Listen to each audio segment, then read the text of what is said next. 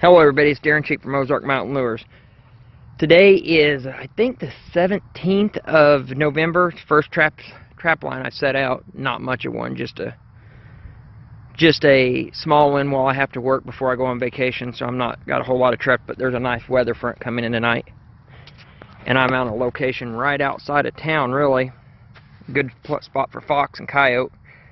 But I've been getting a lot of questions asked about how to use my lure and baits, how to apply lure and baits, especially from a lot of new trappers. So I thought I'd take the time on these two sets and show how to do that. Right here, the first set I've got done, there's going to be a flat set put behind me. I'll show that when I get it done. I found a nice rock and some urine, or some turds, I mean, right over there that's pretty fresh, about where my finger's pointing. So I'm going to use those items to make a flat set behind me. But right here is a dirt hole. It's about a 8-inch dirt hole. It goes about 24 inches down.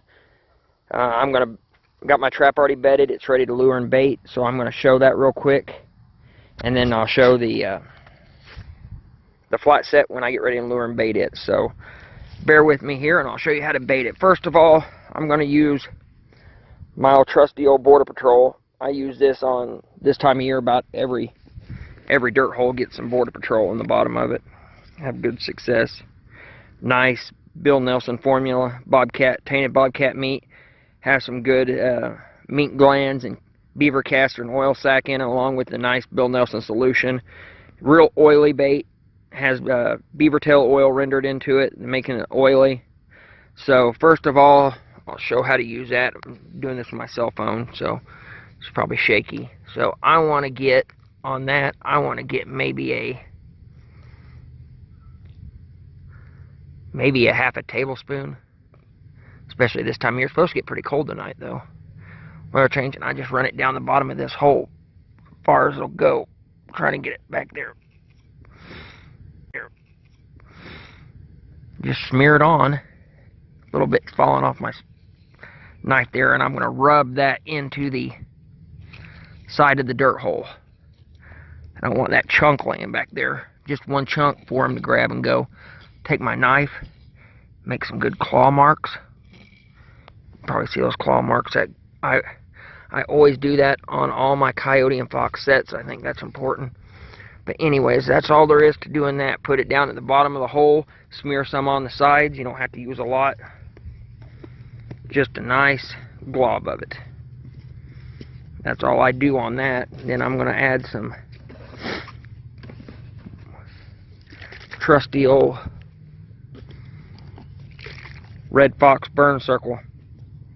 Don't take much, just a good squirt right there. And I will probably, just as a change up, use a little bit of I'm going to use a little bit of Night Stalker. It's a heavy skunk, pretty loud lure, but I'm going to put a little bit on the lip of that hole. Not very much.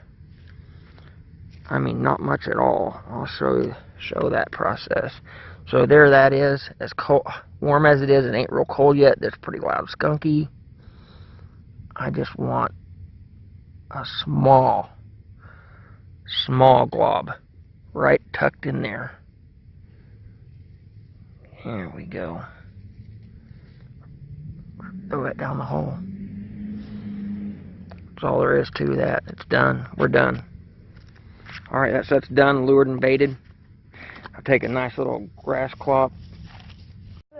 It is a little bit early, but me and Kimber's got our bobcat. So I caught it in that dirt hole that I made the other day and showed luring it.